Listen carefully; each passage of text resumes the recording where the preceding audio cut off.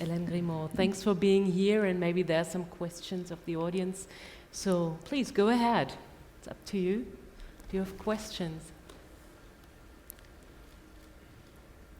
It's a beautiful opportunity to meet the musicians. Oh yes, thank you for bringing up the lights, because it was a little bit of a dark, so dark hole out there. Yeah, there's a question. The guy here.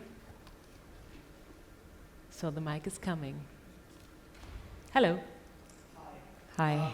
You mentioned earlier that sometimes it takes time for the music to manifest itself into your soul. So once it arrives, what is the process that you usually do to grab it and then move on and take it?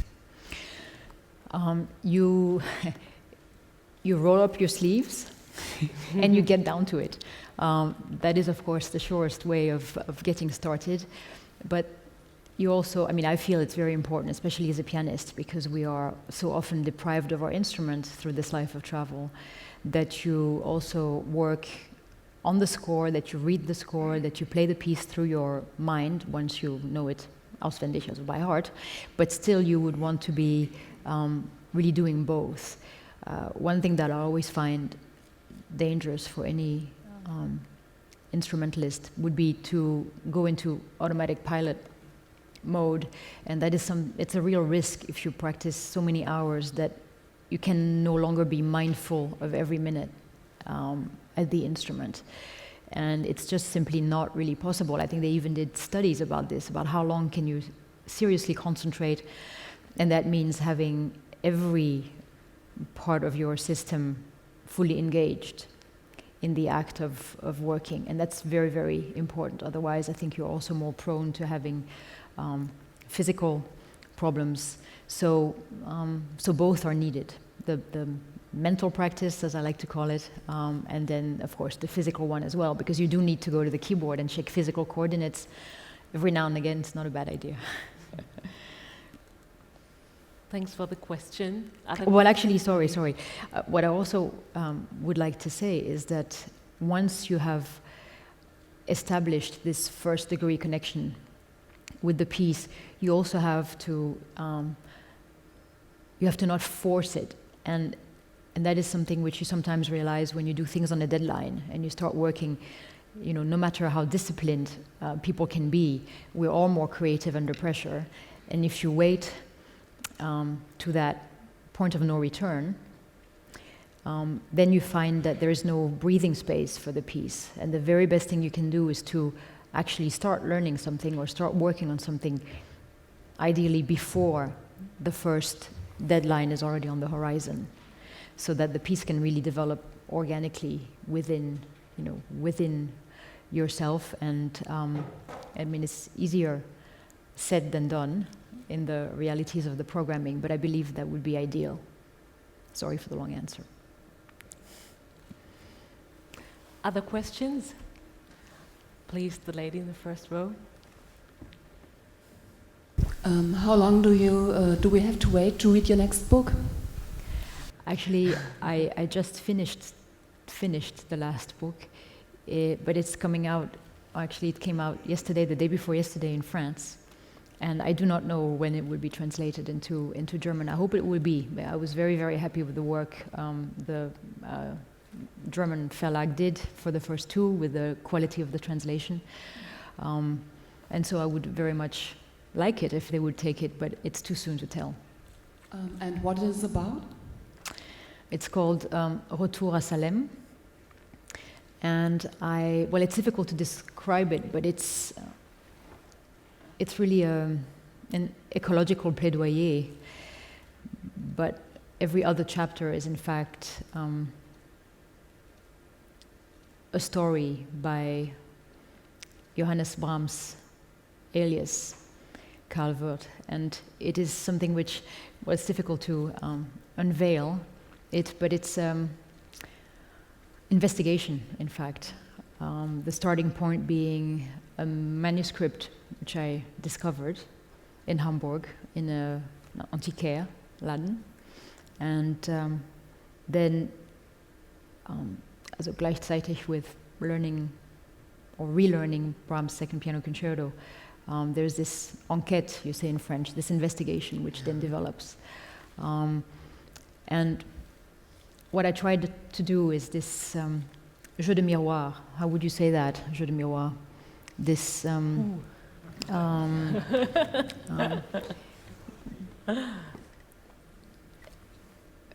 yes, well, exactly, Spiegel.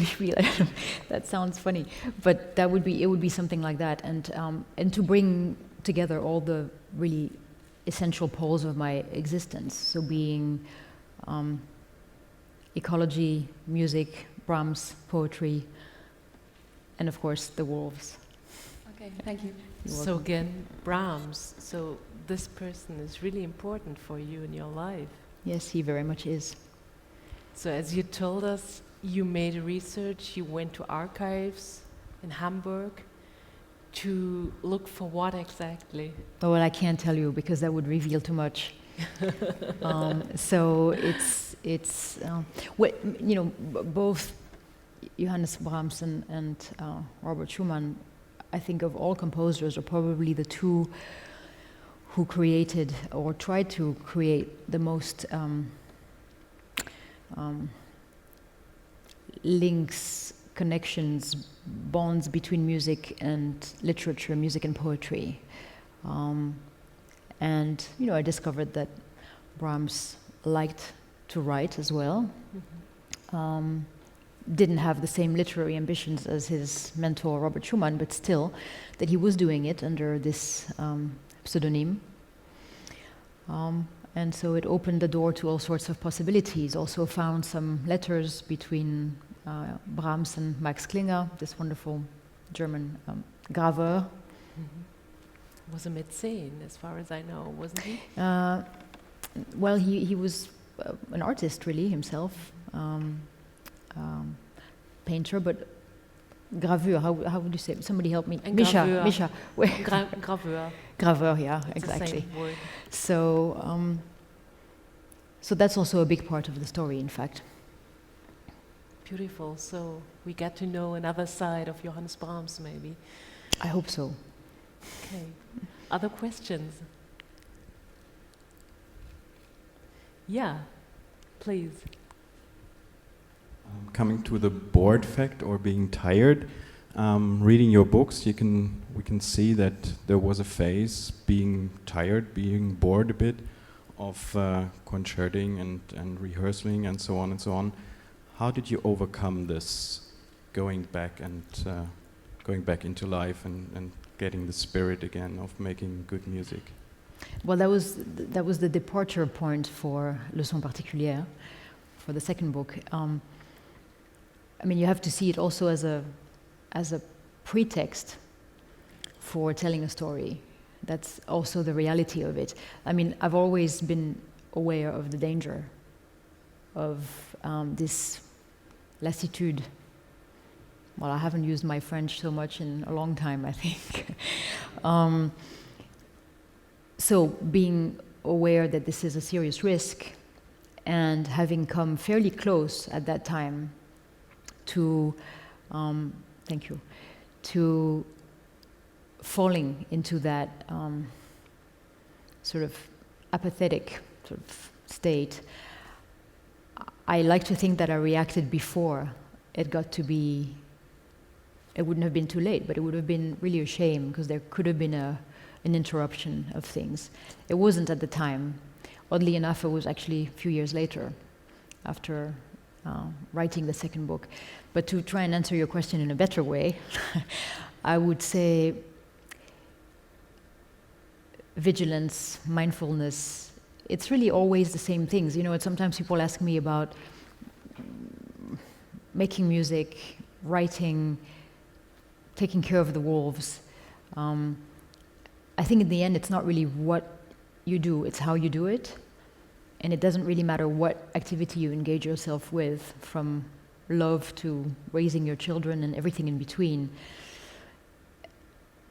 Ideally, it should be done as a spiritual experience, in the sense that you engage everything that you have, you invest your soul, you do it with generosity, you do it with honesty. Again, it's easier said than done, but if you do it and you give it everything you have, it is the best way of keeping it vital and keeping that a source of energy, of something which, to go back to your first question, something which is reinvigorating, which really infuses you with energy and keeps you going.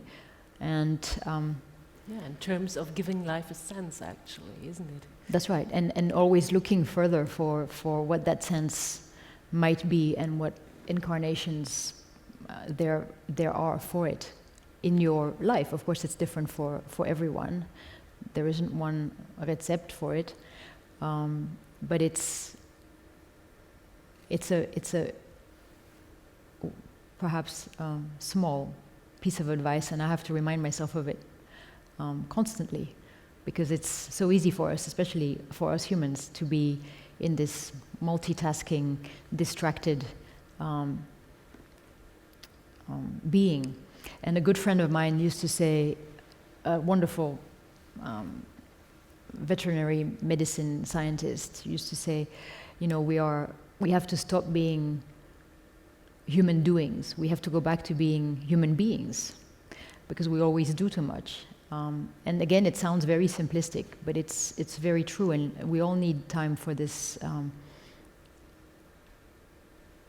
voyage on the frontier between the world we know, this visible world, and the other world, l'autre monde. And again, to go back to the territoire de prédilection, mamma mia,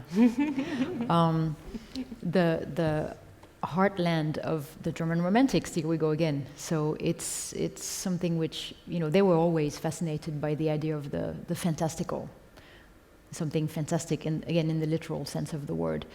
And I think it's really important to try and stay connected to that. And this is something